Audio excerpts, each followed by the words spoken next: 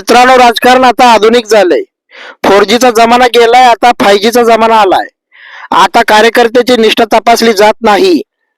जेव्हा कुठलाही कार्यकर्ता आपल्या पक्षश्रेष्ठींकडे, आपल्या नेत्यांकडे तिकीट मागतो आणि मी निवडणुकीला उभा राहायला तयार आहे साहेब, मला तिकीट द्या म्हणतो, त्यावेळेस हे विचारलं जात नाही की तू किती वर्ष झालं काम करतोय, तुझी आमच्यासाठी निष्ठा काय आहे, तू आजपर्यंत काय काय काम केलं आहेस, असलं अजिबात विचारलं जात नाही. सरळ सरळ विचारलं जातं, तुझ्याकडे पैसे किती, तू पैसे किती वाटू शकतोस, तू ही निवडणूक कशी जिंकणार, तुझी निवडणूक जिंकण्यासाठीची तयारी काय आहे, तू काय करू शकतोस या निवडणुकीत. समोरचा उमेदवार हा पैसेवाला आहे असं सांगितलं जातं आणि सरळ सरळ म्हटलं जातं की तू त्याच्या तुलनेत टिकू शकशील का. जर तू पैसे वाटू शकशील, तुझ्याकडे पैसे आहेत आणि सीट निवडून आणण्याची जबाबदारी जर तू पैसे वाटून घेत असशील तरच तिकीट मागायला ये, अन्यथा इकडे येऊ नको. यामुळे झालंय काय मित्रांनो, गोर गरीब कार्यकर्ते आता मातीच मिळाले आहेत. ज्यांनी 20-20 वर्ष, 10-10 वर्ष, 30-30 वर्ष पक्षासाठी निष्ठेनं घाम गाळलाय, पक्ष तळागाळात नेलाय, पक्ष मोठा केलाय, त्या कार्यकर्त्यांना आता मूठ माती दिली जाते, बाजूला केलं जातंय आणि त्यांच्या ठिकाणी नवीन उमेदवार घेतले जातात.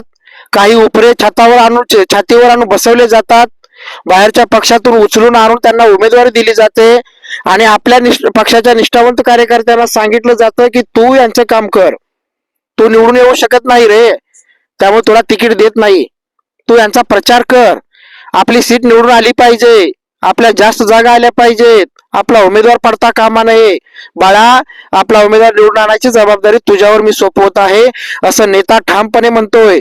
आणि जो कार्यकर्ता घाम गाळून पक्षाला वाढवत राहिलाय त्या कार्यकर्त्याला मात्र बाजूला सारलं जातंय, त्याच्या निष्ठेला पाहिलं जात नाही, त्याला कवडीची किंमत नाही. आजच्या काळात काळ भयानक बदललाय.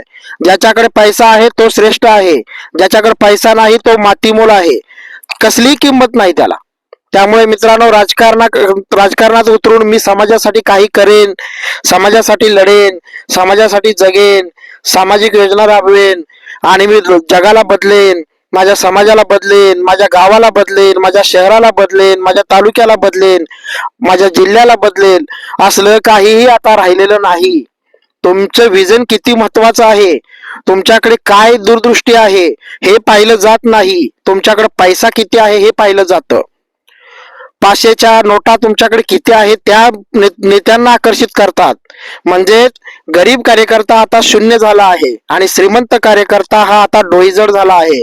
श्रीमंत कार्यकर्ता सहज येतो आणि तिकीट घेऊन जातो, मग तो कुठल्याही जातीचा असो, कुठल्याही पक्षाचा असो, परंतु गरीब कार्यकर्त्याला मात्र बाजूला सारलं जातं.